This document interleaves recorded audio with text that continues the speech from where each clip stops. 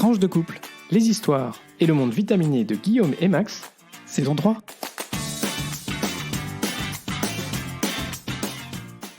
Bonjour, bonsoir, nous sommes Max et Guillaume et nous sommes très heureux de vous retrouver pour ce 15e épisode de la saison 3 de Tranche de couple, épisode qu'on a choisi d'intituler l'épisode embourbé. Comme d'habitude, on vous invite à vous abonner à ce podcast pour être notifié des nouveaux épisodes diffusés le lundi tous les 15 jours. Et on se retrouve entre-temps sur notre page Facebook, notre compte Twitter, toujours Tranche de couple, comme le nom du podcast, ou par email sur tranchedecouple@gmail.com. Enfin, un mot un seul, partagez sur vos réseaux sociaux à vos proches, à toutes celles et ceux qui sont susceptibles d'être intéressés par le podcast. Cela nous permettra de continuer à accroître la visibilité de Tranche de couple et aussi à garder la motivation pour vous proposer cette tranche de nos vies et de notre monde bien embourbé tous les 15 jours. Et on peut peut-être se dire que certains seraient heureux d'avoir quelques clés de lecture, notamment sur ce qui se passe en Ukraine. C'est ce qu'on essaie de vous proposer. Absolument. Dans ce podcast. Et pour ce nouvel épisode, du coup, on se retrouve sur un format plus classique que celui qu'on vous a proposé la fois dernière. Max, on va commencer par un petit retour sur ce qui se passe encore aujourd'hui en Ukraine. Exactement, merci Guillaume. On s'est dit qu'on allait revenir sur le sujet de l'épisode 14, la guerre en Ukraine, qui continue effectivement. J'aurais pas la prétention d'être exhaustif, j'aurais pas la prétention de peut-être tout vous dire ou de vous dire à la minute près ce qui se passe, les choses évoluent tellement vite, mais on va essayer de vous donner quelques clés. Au 13 mars, au moment où on enregistre, nous en sommes à 18 jours de conflit depuis l'attaque et l'invasion du pays le 24 février par les troupes russes. Et on peut d'emblée le dire, c'est de pire en pire. Les civils meurent sous les bombardements et on ne voit pas de fin dans l'immédiat. On est bien embourbé. Alors commençons par un état des lieux de cette invasion.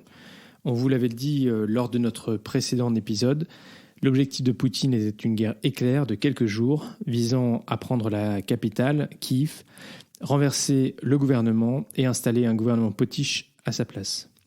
Ce qu'on constate, c'est que cet objectif n'a pas été atteint. Il est difficile d'avoir aujourd'hui une vision précise, compte tenu de la guerre de propagande et de désinformation qui est en cours, des deux côtés. Chacun essaie de galvaniser ses soutiens.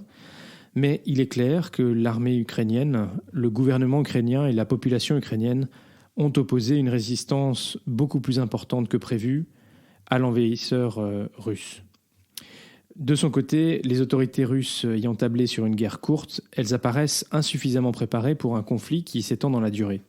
La logistique a clairement été sous-estimée, puisqu'on peut voir de nombreux blindés russes abandonnés faute d'essence, des soldats russes pillant les magasins, faute de rations fournies par l'armée, une désorganisation de la chaîne de commandement, etc.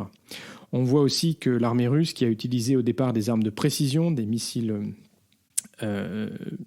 précis pour attaquer les centres de commandement militaires, les bases, les matériels offensifs et défensifs, a désormais recours à des armes moins précises qui pourraient faire penser qu'ils ne disposent plus des munitions modernes, chères et rares qu'ils ont utilisées dans un premier temps. Mais qui sont davantage meurtrières vis-à-vis des populations civiles, mais tu y reviendras un peu plus tard. Donc voilà, vu que maintenant c'est plus des armes qui sont indiscriminées, qui ciblent une zone beaucoup plus large parce qu'elles sont moins ciblées, forcément ça touche la population et les habitations civiles. De même, l'armée ukrainienne dispose toujours de soutien aérien, notamment des drones armés. Ils diffusent régulièrement des vidéos d'attaques sur des convois russes ou des blindés russes. Ça montre que, contrairement à ce qu'on aurait pu penser, l'armée russe n'a, 18 jours après le début du conflit, toujours pas la maîtrise du ciel. C'est assez étonnant pour les observateurs militaires. Un autre facteur très important lié à un conflit beaucoup plus long que prévu est l'impact de la Rasputista sur la progression des forces russes. Alors, qu'est-ce que c'est que cette Rasputista ? C'est ce qui a donné le nom à ce podcast. Voilà, c'est une période pendant laquelle les sols de Russie, d'Ukraine et de Biélorussie se transforment en gigantesques mers de boue compte tenu du réchauffement progressif des températures, les sols qui dégèlent, etc. Alors concrètement, ça veut dire que les véhicules doivent rester sur les routes et ne peuvent s'aventurer, par exemple pour se cacher, dans les champs et bas-côtés, sous peine d'être englués. Et on a vu beaucoup d'exemples. Embourbés. Donc ils sont beaucoup moins manœuvrants et une cible beaucoup plus visible. Vous avez sans doute entendu parler du convoi militaire russe d'une 60aine de kilomètres de long qui a été bloqué pendant des jours entre la Biélorussie et Kiev. Il n'avait plus de carburant et le bouchon empêchait les citernes qui arrivaient par l'arrière de ravitailler le début du bouchon, puisqu'il était impossible de doubler le bouchon en passant sur le bord de la route. Donc c'est quelque chose qui est étonnant parce qu'on peut se dire que les militaires russes, ils connaissent cette Rastupitsa. Et donc, je veux dire, voilà, ça accentue encore plus peut-être ce sentiment qu'ils avaient prévu une guerre éclair et qu'ils n'avaient pas du tout prévu de rester embourbés dans ce conflit aussi longtemps. L'étau se resserre en tout cas sur Kiev et les troupes russes continuent de progresser pour prendre l'intégralité des villes côtières de l'est de l'Ukraine, donc pour barrer l'accès à la mer Noire de l'Ukraine, avec des offensives vers Odessa notamment. Vous l'avez vu ces derniers jours, les bombardements indiscriminés sur les villes se sont multipliés à Kharkov ou Mariupol, où une maternité a même été détruite. Tout ça entraîne de nombreuses victimes civiles, y compris des enfants, ce qui est totalement dramatique. Des enquêteurs de la Cour pénale internationale ont été envoyés sur place pour récolter des preuves de crimes de guerre et on espère bien que cela pourra aller au bout et que les responsables seront punis, mais c'est vraiment dramatique. Il y a aussi des inquiétudes sur les centrales nucléaires en Ukraine, compte tenu des avancées russes et des combats qui se passent parfois à très forte proximité. On a suivi ce qui s'est passé à Tchernobyl. On vient même d'entendre qu'un centre d'entraînement de l'armée ukrainienne, situé à quelques kilomètres de la frontière avec la Pologne, a été touché ce matin par des missiles. Visiblement, l'objectif était de tuer des volontaires étrangers qui viennent soutenir l'armée régulière ukrainienne. Bref, c'est un vrai merdier et ça ne semble pas prêt de s'arrêter dans l'immédiat. Alors face à cette situation de violence continue et croissante envers les civils, l'Occident reste dans une posture de prudence, face, il est vrai, à des menaces aussi nucléaires de Poutine. Le train de sanctions décidé notamment par l'Union européenne, dont on vous avait parlé lors de notre précédent épisode, s'est alourdi. Un grand nombre de banques russes ont été déconnectées du système d'interopérabilité bancaire SWIFT, empêchant toute relation commerciale avec le reste du monde. Seules quelques banques opérant les achats de gaz et de pétrole ont été épargnées. Et c'est là bien sûr que le bas blesse. Les livraisons de gaz représentent un volume d'environ 100 milliards d'euros par jour, et ce alors que les sanctions visent à asphyxier l'économie russe pour que le Kremlin n'ait plus les moyens de financer sa guerre. L'énergie, c'est un sujet majeur bien sûr pour l'Europe, car pour un certain nombre de membres de l'Union européenne, la dépendance au gaz russe est de 100%. C'est bien sûr moins le cas, par exemple, pour la France, mais voilà, il faut se rendre compte que l'Union européenne, il y a aussi cette situation. Alors du coup, difficile de couper le flux du jour au lendemain, et ce, bien sûr, alors que les prix augmentent sur le marché mondial compte tenu du manque de gaz et des craintes de pénurie. C'était l'un des deux sujets majeurs du sommet informel des chefs d'État et de gouvernement de l'Union européenne qui s'est tenu à Versailles cette fin de semaine. Ce sommet a notamment permis de réitérer le plein soutien politique à l'Ukraine. C'est important, mais bien sûr insuffisant. Les chefs d'État et de gouvernement ont notamment confirmé qu'ils continueraient à soutenir l'Ukraine par des livraisons de matériel humanitaire, mais aussi des armes. L'Union avait déjà décidé de financer de manière intergouvernementale 500 millions d'euros de matériel militaire. Et les chefs de gouvernement ont décidé à Versailles qu'ils augmenteraient par un financement de 500 millions supplémentaires. Alors c'est pas rien bien sûr, ni pour l'Union européenne qui a balayé un tabou, celui du financement d'armement létal, mais aussi pour l'Ukraine, qui tient notamment grâce aux livraisons d'armes, de munitions et d'essence. Alors il y a un sujet sur lequel on voulait revenir avec Guillaume, c'est celui de la no-fly zone. Parce qu'il y a beaucoup de gens qui disent... On a entendu un peu tout et son contraire et des mythes et réalités sur cette no-fly zone qui serait la solution miracle. Voilà. Pourquoi est-ce que l'OTAN n'impose pas une no-fly zone en Ukraine ? Alors je crois il y a deux arguments principaux. Le premier, c'est qu'il faut se rendre compte de ce que c'est qu'une no-fly zone. Une no-fly zone, c'est avoir des avions de chasse en permanence au-dessus du ciel d'un pays et en gros abattre n'importe quel avion qui viendrait dans cet espace aérien. Concrètement, ça veut dire que les avions de l'OTAN devraient abattre les avions de chasse russes, les avions de transport, les hélicoptères russes qui, en gros, entrent sur le territoire ukrainien. C'est une déclaration de guerre immédiate.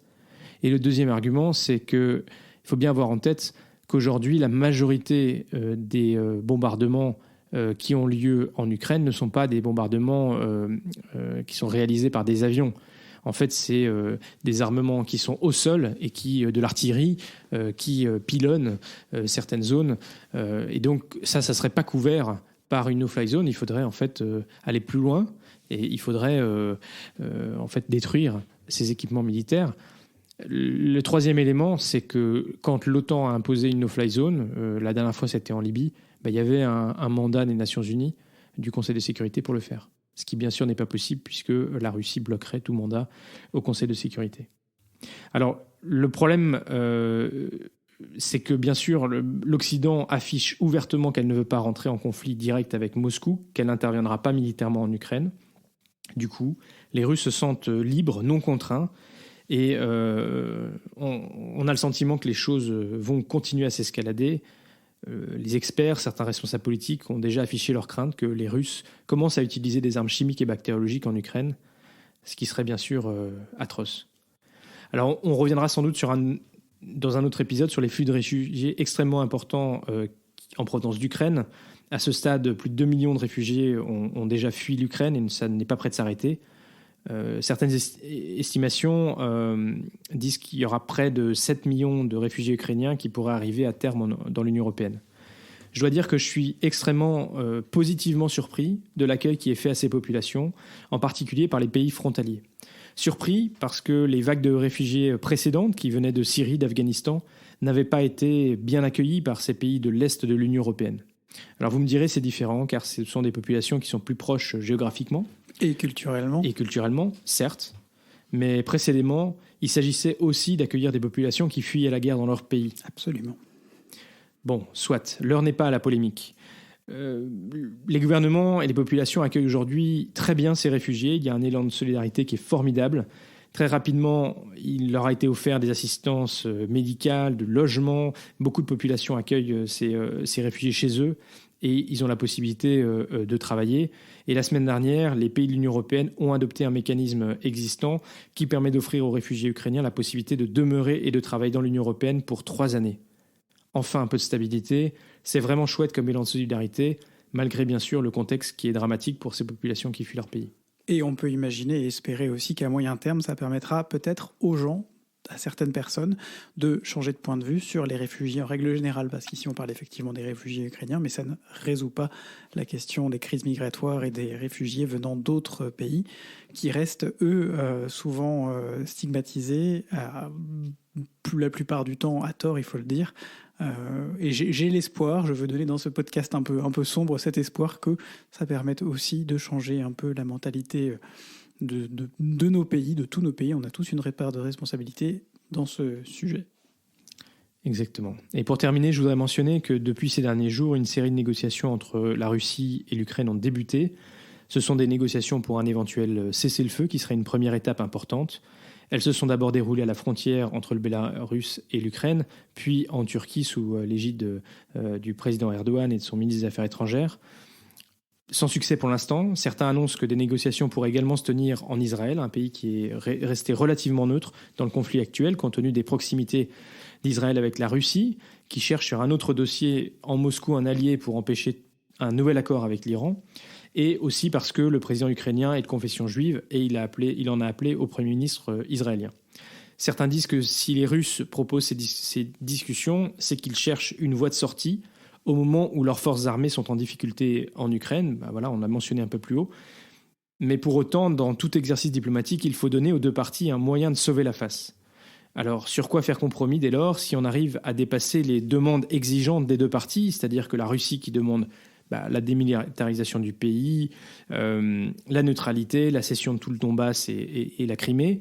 L'Ukraine qui, bien sûr, demande à retrouver la pleine souveraineté sur le territoire entier de l'Ukraine. Impossible pour Zelensky, à mon avis, d'accepter une Ukraine neutre qui ne rentrerait pas dans l'Union européenne et dans l'OTAN. Ce serait nier le droit du peuple ukrainien de décider souverainement de son destin et aller à l'encontre du programme sur lequel Zelensky a été élu. Cette guerre n'aura de fait que renforcer la volonté du peuple ukrainien de s'arrimer à l'ouest. Les Ukrainiens peuvent-ils accepter que la Crimée soit laissée définitivement aux Russes ? C'est une réalité depuis 2014 et ça semble être le minimum que Poutine puisse exiger. Quid des régions occupées par les milices pro-russes depuis 2014 ? Les fameuses républiques sécessionnistes reconnues par la Russie avant le début du conflit. Pas facile donc, mais la diplomatie est la seule voie de sortie à court terme parce que on ne voit pas que finalement l'une des deux parties va gagner facilement, rapidement, prochainement cette guerre. Voilà, je suis désolé d'avoir été un peu long, mais ça nous semblait important. C'était fait avec le cœur. Voilà, de revenir là-dessus et de continuer à vous donner quelques clés. Deuxième sujet, Guillaume, tu nous parles des élections présidentielles ? Oui, les élections présidentielles qui sont enfin parties, mais qui sont un peu embourbées malgré tout. Donc avec la déclaration de candidature tant attendue d'Emmanuel Macron le 3 mars dernier, et dans un format inédit depuis 1988, c'est-à-dire via une lettre aux Français publiée dans la presse quotidienne régionale, et non pas par une conférence de presse comme ça se fait habituellement pour les candidats. Puis la publication par le Conseil constitutionnel le 8 mars des noms des 12 candidats retenus, la course à la présidence de la République a enfin pu démarrer complètement. Alors complètement, on y reviendra, c'est pas vraiment le cas, mais petit point sur les sondages d'abord. Comme le dit si poétiquement une candidate, par ailleurs pas dans un moment très positif dans les 10 sondages, les sondages, ça va, ça vient, c'est comme la queue du chien. Oula, chouette. Petit décryptage des rapports de force aujourd'hui. L'extrême droite pointe à 30-32% d'intention de vote, avec une base d'électeurs plus solide pour Marine Le Pen que pour Éric Zemmour. La droite avec Pécresse est autour de 12%. Le centre rallié autour de Macron est à 30-32% également. On reparlera juste après de l'effet drapeau qui fait qu'il est beaucoup plus haut maintenant qu'il y a 2 semaines en arrière. La gauche de Jadot et Hidalgo pointe à 6-7% en fonction des jours et de la météo. Et l'extrême gauche de Mélenchon, Roussel, Poutou et Artaud pointe quant à elle à 17% environ, pour un total de voix à gauche qui ne dépasse péniblement les 20 à 22%. Ce qu'on peut retirer de ces sondages, c'est déjà le morcellement de la gauche, avec 6 candidats, dont 4 en dessous de 5%, la raréfaction des droits pour la droite régulière héritière de l'UMP, dont la candidate ne bénéficie plus de l'effet d'annonce de candidature qui l'a poussé jusqu'à 16, 17, parfois 18% dans les sondages, mais aussi, mais c'est moins réjouissant, la force de l'extrême droite, dont la seule faiblesse dont on peut se réjouir aujourd'hui, c'est son relatif morcellement entre 3 candidats, Marine Le Pen, Éric Zemmour et, comment il s'appelle l'autre déjà ? Ah oui, Nicolas Dupont-Aignan. Globalement, je ne l'ai pas fait exprès. Globalement, si la première place semble dévolue au président de la République sortant, Emmanuel Macron, notamment, mais pas seulement à cause de l'effet drapeau dont on vous reparle tout de suite après, c'est la bagarre entre 4 candidats pour la deuxième place qui intéresse tout le monde pour l'instant, avec un avantage à Marine Le Pen, suivi pour l'instant de Zemmour, Mélenchon et Pécresse autour de 12-13%. On est dans une configuration doublement compliquée pour tous les candidats qui ne sont pas encore présidents. La configuration, pour les mêmes raisons, est aussi compliquée pour le président, aussi parce qu'il doit gérer de front la présidence et une campagne. D'une part, à cause du Covid, qui a un peu brouillé les pistes et empêché la campagne de partir assez tôt, comme ça se fait d'habitude, à la fin de l'année précédente. En octobre-novembre, on aurait dû commencer à avoir un vrai engouement autour de cette campagne, ce qui n'a absolument pas été le cas, puisque tout le monde était focalisé sur le suivi des différentes vagues et des mesures Covid en cours. Et puis, évidemment, le deuxième, c'est la guerre en Ukraine, qui vient encore plus compliquer et rajouter du flou sur cette campagne déjà pas aidée depuis le début. Dans une moindre mesure, l'effet sortant pour Emmanuel Macron et l'explosion du paysage politique font aussi qu'il part avec un avantage non négligeable et a fait preuve d'une stabilité quasiment sans faille dans les sondages. Il est autour de 25% depuis un an et demi. Il était autour de 25% avant le début de la guerre en Ukraine. Mais Guillaume, c'est quoi cet effet drapeau dont tu n'arrêtes pas de nous parler ? Cet effet drapeau, ou l'effet rally around the flag, comme on dit en anglais, c'est un effet que la France a connu le 4 août 14 à la déclaration de guerre avec un appel du président à l'époque à l'Union nationale puis à la mobilisation générale, ou en 1934 face à la menace de l'extrême droite et la montée du nazisme. En principe, c'est un effet qui a lieu dans un moment de crise où on compte sur la solidarité et l'Union nationale et où l'on donne une sorte de prime, un bonus au gouvernement en place, en plus de l'unité nationale, pour gérer cette crise, parce qu'il paraît être le mieux à même de le faire, puisqu'il est déjà en place, et surtout qu'on n'a pas envie, il y a une forme de psychologiquement, de ne pas avoir envie de compliquer encore plus les choses en changeant d'interlocuteur au milieu d'une crise. Sauf que nous sommes en pleine campagne électorale et donc il est peu probable cette fois-ci que l'effet drapeau soit visible sous une forme d'union nationale. On le voit essentiellement aujourd'hui dans les sondages, puisque Emmanuel Macron est passé de 24 à 25%. Aujourd'hui, il est entre 30 et 33%, et il a augmenté seulement dans les 2 dernières semaines de 7 à 8 points en fonction des instituts. Ça, c'est l'effet drapeau. On l'a vu, par exemple, aussi aux États-Unis après le 11 septembre. C'est quelque chose qui s'explique, qui se voit systématiquement en cas de crise, et voilà, je ne sais pas si c'est explicable, mais en tout cas, c'est de fait une théorie qui se retrouve. Attention cependant, cet effet drapeau est temporaire. Le jour où la menace s'atténue, en l'occurrence le jour où ici la guerre en Ukraine cessera, où l'intensité du conflit baissera, en tout cas où l'implication de la France sera moindre, je ne vois pas ça arriver tout de suite, mais enfin bref, cet effet drapeau et de ralliement autour du candidat, du président en place, baissera et posera la question de est-ce qu'il n'a pas été élu à cause de cet effet justement. La stabilité dont il bénéficie, dont je vous parlais plus haut dans les sondages en cas de réélection, lui donne une base de départ assez solide qui devrait éviter qu'on parte uniquement sur cet argument-là pour justifier qu'il ait été mal élu, entre guillemets. Bon, même si en 2017, déjà, il y a des gens qui disaient qu'il avait été mal élu. Donc, absolument. Donc, de toute façon, il avait l'habitude. On n'en est pas encore là. La crainte justifiée concernant la campagne reste celle de se retrouver avec une non-campagne cependant et un ou une élue qui serait tout au long de son mandat considéré, comme je le disais, comme mal élu.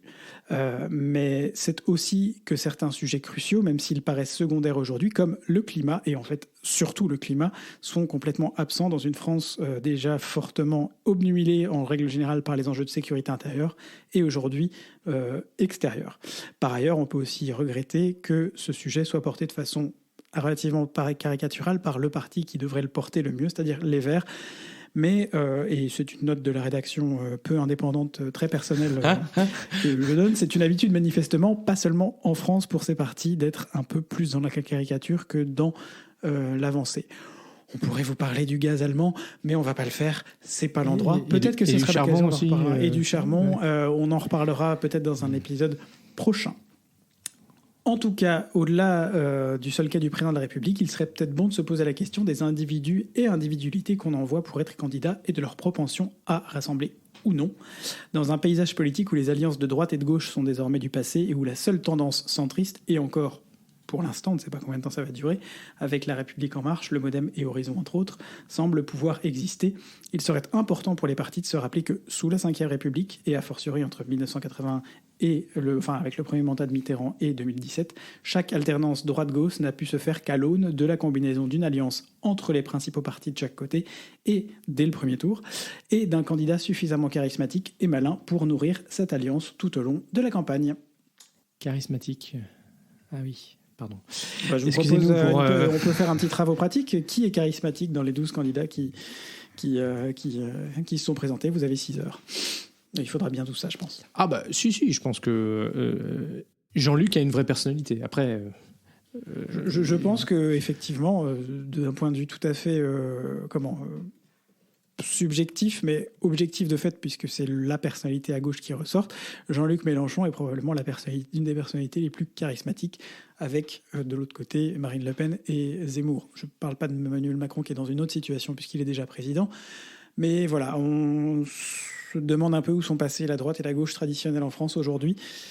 C'est le centre. Le centre plus fort a finalement fait émerger les extrêmes, et donc ce qui est entre les deux, ça a été complètement délaissé. Merci Guillaume pour ce point sur les élections présidentielles. C'est vrai qu'il ne faudrait pas qu'on oublie quand même qu'il y a un moment démocratique important pour la France. C'est une fois tous les 5 ans seulement. Et que toutes les Françaises et tous les Français doivent aller voter. C'est important. Voilà. Et je rappelle à toutes fins utiles qu'on n'est pas obligé de se retrouver à 100% dans les propositions d'un candidat ou d'une candidate pour voter pour lui ou pour elle. C'est difficile. Mais que parfois, il faut savoir mettre certains de ces... Moi, je l'ai fait à toutes les élections auxquelles j'ai voté depuis que j'ai 18 ans. Mettre certaines de ces convictions un peu de côté en se disant que on va quand même voter et on va faire entendre sa voix. Alors, ce qui sera intéressant aussi, c'est bien sûr les élections législatives. Parce que peut-être que les choses seront un peu plus ouvertes que pour le scrutin présidentiel. Ça sera pas inintéressant, je pense. Voilà. Voyons voir. Bon, merci Guillaume pour tout ça. Tu nous fais un petit point Belgitude, Luxembourgitude aujourd'hui ? Ben oui, une fois n'est pas coutume, on délocalise notre point Belgitude. Cette fois-ci, on n'est pas en France, mais on est au Luxembourg. Et pourquoi le Luxembourg ? Parce que j'ai eu la chance d'aller passer une semaine dans la charmante ville de Luxembourg la semaine dernière pour le boulot. Moi, j'ai fait 2 jours avec toi, c'était bien. Hein. Max m'y a d'ailleurs rejoint. On aime bien se faire des petits week-ends. On en reparlera peut-être dans notre rubrique Vite Coupe. Mais et pour revenir donc sur cette charmante ville de Luxembourg. Alors pour vous donner une idée, moi j'ai mis un peu de temps à avoir ça en tête, mais Luxembourg c'est donc une capitale d'un pays européen. Mais en fait, c'est une ville qui fait 124 000 habitants. Alors, pour vous donner un point de comparaison, c'est à mi-chemin entre Boulogne-Billancourt, qui fait 121 000 habitants, et la ville Nouvelle-d'Annecy, qui aujourd'hui fait 128 000 habitants en France. On n'est donc pas sur une ville, une mégacité, quoi. Non, mais c'est une capitale quand même. Mais ça reste une capitale. Elle a quelques atouts d'une capitale. Elle a les atouts d'une capitale. En termes de richesse, je pense qu'on est plutôt sur l'équivalent du budget de la ville de Paris, pour 124 000 habitants, que sur celle d'Annecy. On est quand même dans un pays qui est relativement riche, relativement propre. On se retrouve un peu en Suisse, dans certains cantons, à certains moments quand on se balade dans Luxembourg. C'est une très belle petite ville. On a quand même passé un bon bout de temps. Je ne peux que vous conseiller les différentes balades à faire dans la ville et autour qui permettent de découvrir un peu cette ville vallonnée et la rivière qui passe à ses pieds. Et ce qui est très chouette, c'est que les transports en commun, en fait, à Luxembourg, mais finalement dans tout le Luxembourg, sont gratuits. Et donc, ça vous encourage aussi à poser votre voiture si vous êtes venu en voiture ou à venir directement en train et à profiter en fait de ces transports gratuits dans la ville, notamment le tram, vous permet de vous balader quand même pas mal d'endroits, ou le bus. Ça, c'est un vrai avantage. Tout à fait. C'est une décision qui a été prise au début de l'année 2020 et qui fait du Luxembourg le premier pays du monde à rendre ses transports en commun intégralement gratuits sur l'ensemble du territoire. Alors moi je pourrais vous parler un peu plus des structures culturelles de Luxembourg et notamment du Grand Théâtre qui propose une programmation culturelle digne d'un opéra ou d'un ballet ou même d'un théâtre classique presque parisien, avec évidemment moins de représentation puisqu'il y a un bassin de population un peu moins important à toucher. Et surtout beaucoup moins cher. Et surtout les prix des places sont beaucoup moins chers. Des prix de place beaucoup plus effectivement démocratiques que ce qu'on peut trouver même ici à Bruxelles, où une place en première catégorie à la Monnaie, au Théâtre de la Monnaie, est plutôt autour de 140 €, alors que sur Luxembourg, on est plutôt sur 60-65 € pour voir le même opéra. Un petit tour qu'on a fait aussi au musée d'art moderne du Grand-Duc Jean, le MUDAM, comme ils disent, et un point particulier, big up particulier sur l'exposition autour de la photographe Zoé Léonard, Al Rio to the River, qui court du 26 février au 6 juin, qu'on vous encourage à aller voir. Très, très chouette. Une très belle exposition, très symbolique aussi. La photographe a en fait des photos d'un côté et de l'autre de la frontière mexicano-américaine, tout le long de la frontière, du Texas jusqu'à la Californie, pour nous donner un peu une impression et essayer de comprendre un peu une vision de chaque côté de ce qu'on voit quand on est d'un côté ou de l'autre de la frontière. Et on sait que cette frontière, ce mur qui était si cher à Donald Trump, a été aussi à un moment donné un point cristallisant de problèmes, et notamment en matière de droits humains, comme beaucoup de frontières qu'on a connues dans le passé et qu'on continue à connaître aujourd'hui. Et rien que pour ça, cette exposition est à voir. Voilà, c'était un petit tour à Luxembourg. Allez, on passe à cette rubrique vie de couple. Alors, compte tenu du temps qui s'écoule, on va aussi prendre ça en compte. Mais voilà, Guillaume... Promis, c'est moi qui ferai la prochaine rubrique sur l'Ukraine. Guillaume... Ah, voilà, je parle trop. Voilà, ça, c'est les petites piques du couple. Non, mais Guillaume, on va peut-être faire un petit lien avec ce que vient de vous raconter Guillaume sur Luxembourg. C'est vrai que, je dois dire, le contexte de la guerre en Ukraine n'aide pas à avoir une vie sereine. Et donc, je dois dire que j'ai beaucoup apprécié qu'on puisse avoir ce petit week-end tous les deux un petit peu délocalisé. Alors bon, il y a eu un prix à payer parce que Guillaume était absent toute la semaine. J'ai dormi dans un lit vide et froid toute la semaine. Mais c'est vrai que je crois que c'est important dans le couple de savoir de manière générale prendre des moments de respiration en dehors de de son cadre habituel. On vous en avait parlé pendant le confinement, on avait eu l'occasion notamment de faire un week-end en Wallonie, alors que tout était un peu fermé. Ça avait été un week-end très particulier, mais on vous l'avait dit, ça nous a fait beaucoup de bien de nous retrouver un peu à l'extérieur dans un autre cadre. Et là, je dois dire que nous retrouver à Luxembourg, pouvoir aller se balader, il faisait beau, et juste se décentrer un petit peu, ça fait du bien, et je vous encourage, si vous êtes aussi dans un rythme effréné, et que parfois vous avez un petit peu du mal à retrouver ou à être dans votre vie de couple. À faire des pauses en terrain pause. neutre. Deux neutre. Choses importantes. Faire une pause, parce que c'est vrai que, comme tu le dis, Max, on ressent beaucoup la fatigue. Je pense qu'il y a une double fatigue, effectivement, psychologique et physique. Et un terrain neutre, c'est aussi un terrain où on n'est pas à la maison.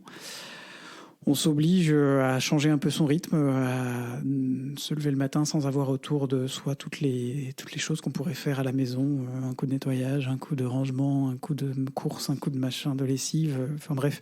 Alors, on va pas se mentir. On repousse certaines autres choses, mais c'est pas grave. On prend du temps pour soi et pour soi tout seul ou pour soi tous les deux. Et on prend le temps aussi de réfléchir et de se poser, de discuter. Et on a toujours mis la communication au centre de notre façon de faire, et aujourd'hui, plus que jamais, c'est important. Je ne dirais pas mieux. Voilà. Pour éviter que votre couple ne s'embourbe, ou que votre personnalité ne s'embourbe si vous n'êtes pas en couple aussi, et pour vous réconcilier avec vous-même et votre autre moi en face de vous. Ouais, non, là, ça devient très philosophique quand même. Bon, alors par ailleurs, on doit dire que pour nous, là, depuis, je pense que le mois de février-mars, ça a été aussi une accélération du tempo personnel. Et puis globalement, on voit aussi qu'avec les beaux jours et tout ça, le calendrier, on a l'impression de revenir un petit peu à des calendriers très chargés. Aussi au plan personnel, on voit que les week-ends se remplissent. Et donc, c'est important de savoir aussi prendre soin de vous. Et Guillaume, on a décidé d'essayer de se coucher un peu plus tôt. On n'y arrive pas toujours, mais visiblement, Guillaume l'a lu dans une rubrique. Absolument, j'ai lu quelque part qu'il fallait se coucher entre 22h et 23h pour ménager correctement ses heures de sommeil. Donc c'est un peu l'objectif qu'on va se fixer. Je crois qu'on se l'a déjà fixé plusieurs fois au cours des années précédentes, mais c'est pas grave, on va se refixer une fois. Parce que hier soir, on s'est couché après 23h et je suis fatigué. Voilà, c'est tout ce que j'ai à dire. Voilà, et alors dans nos petits moments de couple, pour aussi, se retrouver, vous le savez, on vous l'a dit, je crois, dès le début, on aime faire la cuisine. Et ça faisait un petit moment qu'on n'avait pas fait de la cuisine plaisir, parce qu'on était plus dans la cuisine quotidienne. Guillaume a fait beaucoup de soupe tout cet hiver pour qu'on puisse manger de bons légumes, et puis voilà, la cuisine du quotidien. Et alors ce week-end, c'est vrai, en plus j'adore faire la soupe. Oui, mais tu l'as fait très bien, c'est très chouette, j'apprécie beaucoup. Et donc ce week-end, on a fait un petit peu de cuisine plaisir, des gâteaux et une brioche qu'on a mangé ce matin avec grand plaisir, et il en restera pour cette semaine. Brioche aux pralines, s'il vous plaît. Ah oui, voilà. Donc c'est aussi un d'ailleurs, un hommage. Faut qu'on rachète des pralines à Lyon, ça me fait penser, tu le mettras sur la liste de courses. C'est aussi un hommage à mon oncle, parce que c'est ma tante qui fait des brioches aux pralines, et c'est sa recette. Et donc voilà, c'est un petit clin d'œil aujourd'hui à Jean-Baptiste. Mais voilà, donc bien à tout le monde. Exactement. Et donc c'est sympa aussi de pouvoir retrouver, je vais me remettre à faire quelques pizzas maison aussi prochainement, mais ça fait partie de nos espaces de respiration et nos espaces de respiration en commun. On cuisine en commun, on cuisine aussi chacun dans son coin, l'autre est un peu le commis, mais c'est vrai que c'est quelque chose qu'on aime faire, et qui est très chouette dans notre vie de couple. Absolument. Mais bon, tout n'est pas... parfois, on se prend un peu le nez aussi, Guillaume, c'est ça ? Ouais, non, parfois, on se chamaille un peu. Ça fait aussi partie de nous. C'est pas nouveau, on en a déjà parlé. Et quand on est fatigué en plus, en général, ça n'aide pas qu'on aborde des sujets parfois un peu touchy, un peu compliqués. On a tendance assez vite se prendre la tête. Mais on y travaille, au bout de 12 ans, toujours encore, je crois que c'est toujours la clé. Après, après, je vous parle vraiment de chamaillerie. Hein. On respire, voilà. On va éventuellement faire un petit tour, et puis après, voilà, on reprend le fil. Tout à fait. Allez, pour finir, Guillaume, rapidement. 2 minutes, un petit point sur... On vous parlait de la guerre en Ukraine, et moi je voulais revenir sur ce qui a été fait au niveau... 2 choses culturelles au niveau de la culture et des artistes, notamment ukrainiens ou russes, dans ce contexte-là. La première chose, c'est de souligner une initiative des directeurs d'un certain nombre de lieux culturels en France, mais ça existe aussi au niveau de l'Union européenne, notamment via le réseau Opéra Europa. C'est des initiatives pour accueillir des artistes ukrainiens contraints à la fuite dans leur théâtre. Alors on a le meilleur exemple, c'est celui de l'initiative prise par Anne Hidalgo, la maire de Paris, et Thomas Loriot-Prévost, le directeur du théâtre du Châtelet à Paris, d'accueillir en résidence le ballet de Kiev qui était en tournée à ce moment-là au Châtelet, qu'ils vont donc accueillir pour une durée indéterminée à Paris, le temps que la situation se stabilise en Ukraine et qu'ils puissent y retourner de façon sans mettre en danger leur vie. Voilà, il y a un certain nombre de directeurs et directrices qui ont mis en place, qui ont proposé la même chose. Majdi Wawad au Théâtre de la Colline, Olivier Py au Festival d'Avignon, Dominique Bluzet au Grand Théâtre de Provence. Enfin bref, on pourrait en citer beaucoup. Je citerai aussi l'initiative d'Anne Giao, qui est la directrice de l'Orchestre National de Lyon, qui a fait la même proposition via les Forces Musicales, qui sont une organisation, une association d'employeurs du spectacle vivant dans le domaine de la musique en France. Et le deuxième point, c'est de revenir très rapidement sur un sujet qui n'est pas encore tranché, mais qui est très important, c'est celui du statut des artistes russes vis-à-vis de cette guerre en Ukraine. On a beaucoup entendu parler d'artistes comme Gergiev, notamment dans la musique classique, Valéry Gergiev ou Anna Netrebko, soutien ouvert au président Poutine, qui n'ont pas condamné, qui n'ont pas souhaité condamner ouvertement la guerre en Ukraine et qui ont donc été déprogrammés d'un certain nombre de projets, de programmes, soit. C'est pas forcément... d'ailleurs, c'est plutôt... dans mon sens, c'est plutôt mérité, en tout cas c'est plutôt normal pour ne pas renforcer la communication et le soft power de la Russie à l'étranger plus que ce qu'il ne l'est aujourd'hui. Pour autant, il ne faut pas complètement supprimer la culture russe qui n'a rien à voir avec Vladimir Poutine, et on se retrouve parfois dans des situations un peu compliquées, comme celle du jeune pianiste de 20 ans, Alexander Malovev, qui vient de voir, qui malgré sa condamnation, il est russe, il a condamné ouvertement la guerre en Ukraine, il vient de voir ses concerts, notamment avec l'Orchestre Philharmonique de Montréal et à la Vancouver Recital Society, annulés pour les 6 prochains mois. On est laissé dans une situation compliquée, d'autant plus que un certain nombre de dirigeants russes, notamment le président de la Douma d'État, l'Assemblée nationale en Russie, a menacé les artistes russes tout simplement qui s'opposaient à la guerre en Ukraine. Donc voilà, j'appelle tout le monde et je m'appelle moi-même à être extrêmement prudent sur ce qu'on fait, à ne pas rentrer dans une nouvelle guerre de suppression de la culture russe au prétexte de cette guerre en Ukraine, mais de savoir faire la part des choses entre des artistes qui soutiennent le régime et des artistes qui ne le soutiennent pas. Ça permettra aussi de ne pas donner davantage d'armes à Vladimir Poutine pour dire que l'Occident est entièrement contre la Russie. Merci Guillaume, et c'est déjà la fin de cet épisode, ce 15e épisode. Si ce podcast vous plaît, n'hésitez pas à le faire découvrir autour de vous. N'hésitez pas à mettre un commentaire sympathique et une note sur Apple Podcasts, sur Spotify. À mettre un like sur YouTube ou un pouce bleu sur Facebook. Ça permettra bien sûr de nous faire plaisir et surtout d'accroître la visibilité du podcast. Alors, partagez. Ce podcast est diffusé le lundi tous les 15 jours ou le dimanche soir pour les plus pressés. Alors, prenez soin de vous, prenez soin des autres d'ici au prochain épisode. Sortez masqué ou pas, comme vous le désirez, comme ça vous met à l'aise finalement. Gros bisous et à très vite pour de nouvelles tranches vitaminées.